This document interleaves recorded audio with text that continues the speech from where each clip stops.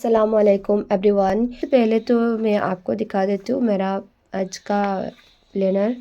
तो इसमें मैं आज वो परसेंटेज का चैप्टर मतलब जीएटी का मेरा एक टॉपिक्स रह गया था वेन डायग्राम वाला, और बायोलॉजी का मैं सोच रही हूँ आज पहला चैप्टर एनसीईआरटी पढ़ूँ और फिर क्वेश्चन लगवाओ।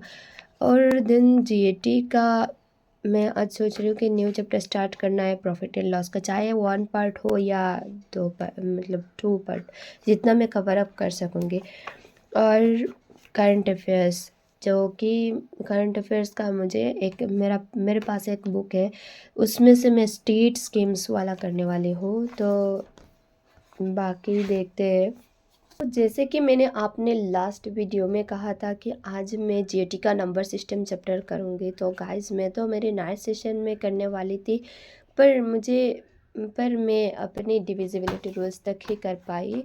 मैं आपको डिविजिबिलिटी रूल्स, ये चैप्टर यहाँ से स्टार्ट होता है, यहाँ से तो मैंने डिविजिबिलिटी रूल्स यानी कि मैंने इतना तक कंप्लीट कर लिया। मैं कॉपी का हालत तो इग्नोर ही कर दो, यहाँ चाय गिर गया था यार, तो इतना तक कर पाई। और इसमें ये सब कंप्लीट करने में मुझे 3 आवर्स लग गए। तो एक चैप्टर में 3 आवर्स लग गया, और एक तो बोरिंग लग रहा था, दूसरा बाकी एक चैप्टर में मैंने इतना टाइम नहीं दिया, मतलब सोचा कि इतना टाइम मत दो, ये वाला मॉर्निंग सेशन के लिए रख देती हूँ। रिमाइंडर थ्योरम से इतना तक, ये इतना, मतलब वो जो नंबर ऑफ ज़ीरो टॉपिक तक। तो दिन सुबह उठ के रिमाइंडर थ्योरम से स्टार्ट किया और पूरा चैप्टर प्रैक्टिस कर ली। तो मैं सोच रही हूँ पूरा चैप्टर प्रैक्टिस करने के बाद मैंने तो परसेंटेज वाला चैप्टर से कंपेयर करूँ तो इस चैप्टर मुझे थोड़ा इजी लगा, क्योंकि मैंने जो खुद से ट्राई किया था वो मुझे आ रहा था, मतलब एक बार भी नहीं देखा तो मुझे आ रहा था। परसेंटेज चैप्टर का दिक्कत मुझे इसलिए हो रहा था क्योंकि सर ने बोला था ये सब हमें और मैंने नहीं सीखा था गाइस। मतलब अगर सीख जाती हूँ तो भूल जाती हूँ, ये कितना है, ये देखो ये कितना है, मैं भूल जाती हूँ ये सब।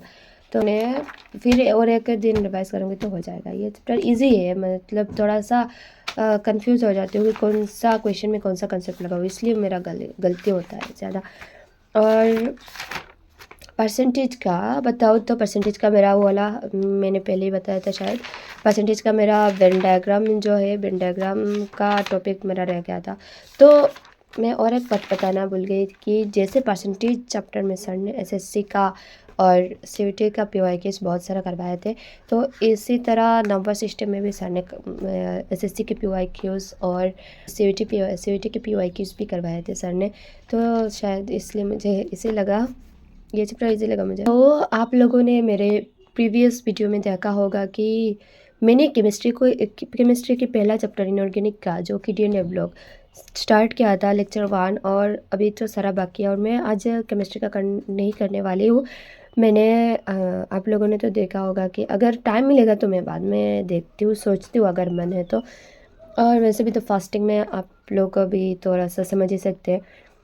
और सिमिलर वे में फिज़िक्स का भी तो मैंने इलेक्ट्रिक चार्ज का एक ही चैप्टर लगवाई थी, एक ही लेक्चर लगवाई थी, और बाकी सब बाकी है, और सारा बाकी है अभी भी।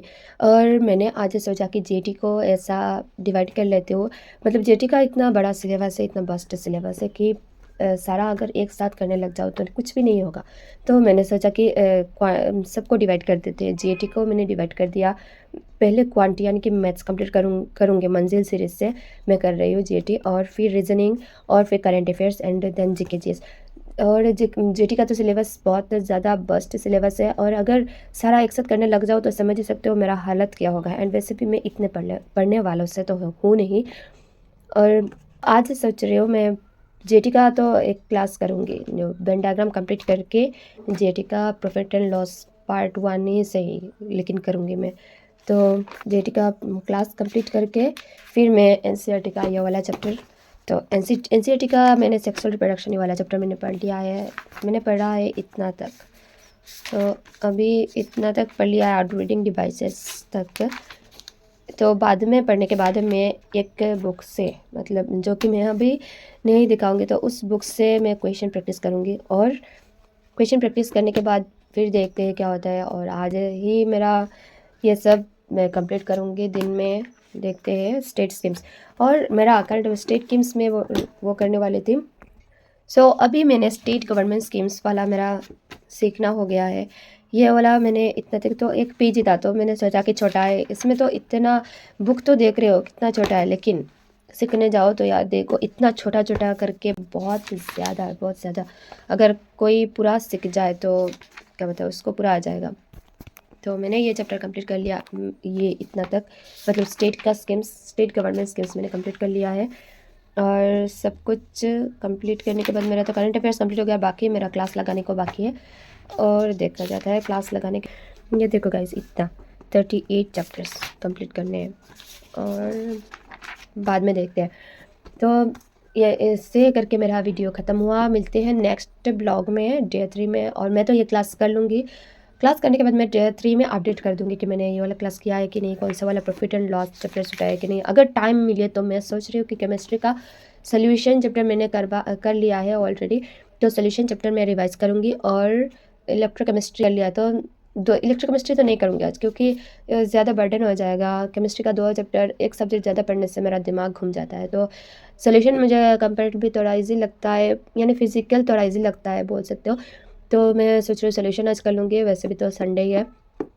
और मिलते हैं नेक्स्ट वीडियो में, तब तक के लिए कीप लर्निंग कीप ग्रोइंग। और अगर आप नए हैं तो चैनल से जुड़े रहना। बाय, अल्लाह हाफिज़, अस्सलाम वालेकुम।